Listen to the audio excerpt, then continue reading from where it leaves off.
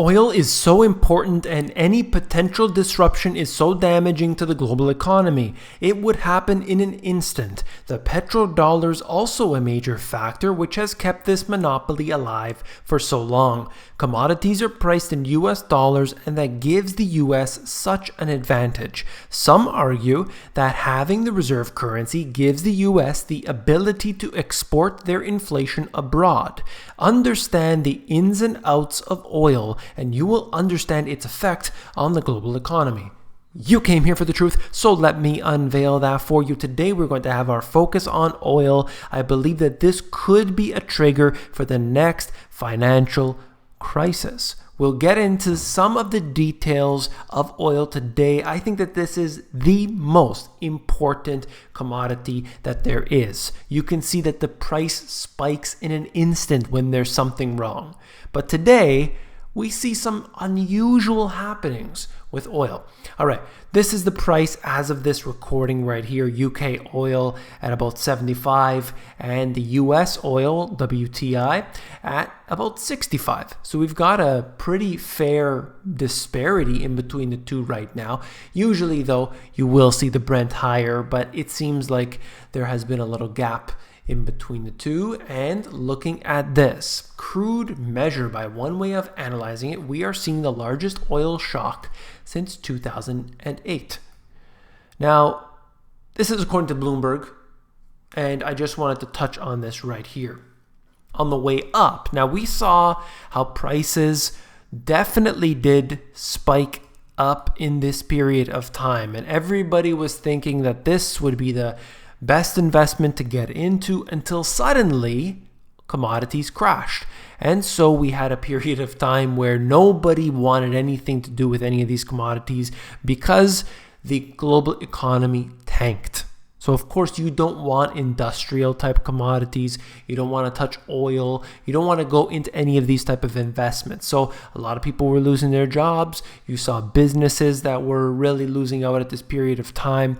You had seen actually a lot of industries were not getting into opening new mines, opening new wells, and things like this. It is something that you need to really pay attention to with the ripple effect, as I like to call it. Don't just look at, okay, there's a global crisis or there is a shock in this country or that country. Understand how that affects everything else surrounding it. It's very critical, okay? So right now we have this little spike that has occurred, but it's not just in the price, it's the tensions as well. But if you look around and you go to Google Trends, you would see this. Internet searches for oil shock related terms show the world isn't concerned about prices. Whether we look at the blue line, which is oil shock, or the black line, that's oil crisis, it doesn't seem to be a factor for many people. Taking it from 2008, it just seems to be declining. Yes, there has been a little spike recently. However, it is nothing compared to what we have seen over the years. Seems like people are so happy and elated about the Federal Reserve and what they do. Well, let's talk about some of the possible issues that we could face, and I want to cover what has happened here. In Brazil, by the way, this is an article out of Bloomberg, all of this is.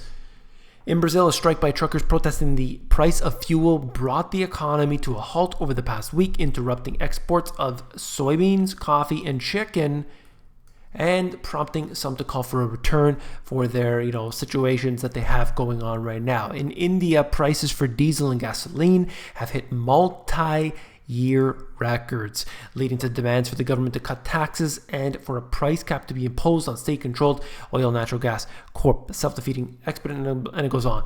Governments in Thailand, Vietnam, and Indonesia and implement are planning for an increase in retail fuel subsidies to protect consumers from the effects of rising oil, and so on. It's going into the airlines, it's going into Moody's, talking about blaming this small percentage point increase here, or cut in its outlook for India's growth because of the higher oil prices. Okay, that's some of the issues that they're having right now today as we speak. The prices have gone from about $30 a barrel to where you see it right now, whether it's 65 or so on the WTI, and different parts of the world are affected by it differently, of course, but we're not even close to the level that was experienced in 2008. So imagine if it gets anywhere close to that level. If it doubles from today, we are still not at the peak price that we saw a decade ago. Just imagine the effect. The economy would completely come to a standstill globally. The US is now able to have a lot more of its own oil. They don't need to import as much. They're producing that.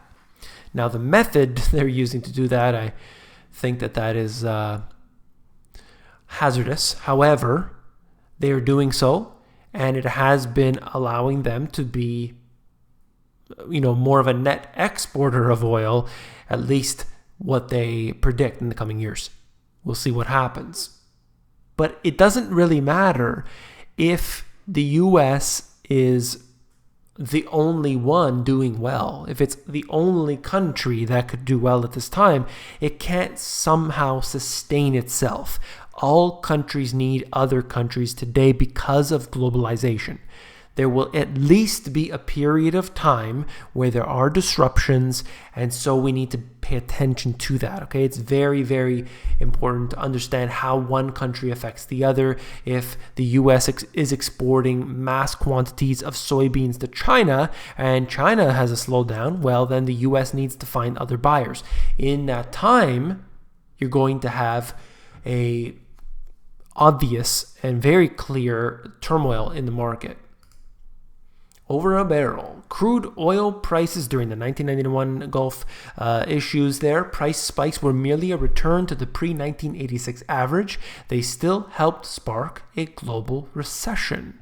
So even if the price doesn't necessarily move in such an erratic way, then we could still have a recession that occurs. That's something important to note there. Future shock rapid oil price increases have an uncanny knack for predicting peaks in the U.S. business cycle. If we go down to right here, February 2007 to June 2008, they're saying the price increase 145. That's percentage terms, looking at how far it increased in just a short period. I mean, it wasn't just oil. You saw a lot of commodities, in fact, that were rapidly increasing. And it, to some degree, I think it was uncalled for. Just like a few years ago, how we saw the price of oil declining in a year and a half, dropping from over $100 a barrel to $30 a barrel. That, to me, doesn't really, address reality. They claimed that there was a glut. They claimed that there was too much oil sitting there in inventories, and so the price dropped to a fraction of what it was.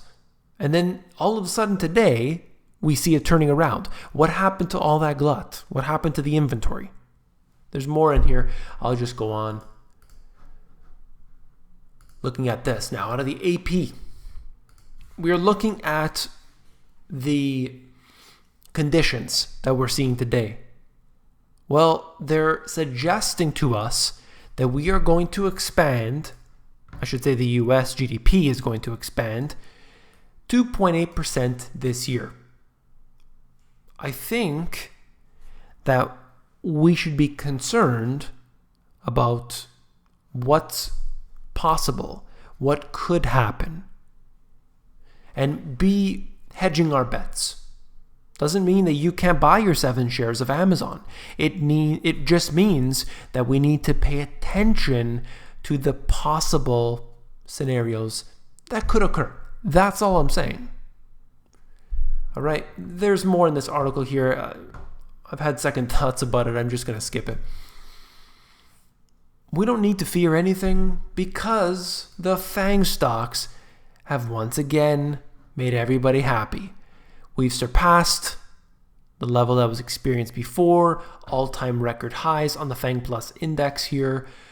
And, whether you look at this as just the FANG stocks, whether you look at the tech sector as a whole, on average, this sector has done very well. Take a few handful of stocks and you see they've done even better than that. And this has ultimately pulled up the US stock market.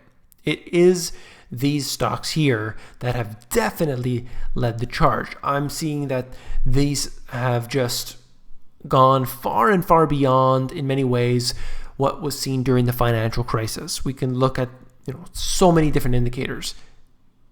Price is not necessarily what we need to be paying attention to at all times, but a lot of people only focus on that. I think that we need to take a look at our investments as a portfolio, as a pie chart, and understand where our money is and how to hedge those bets.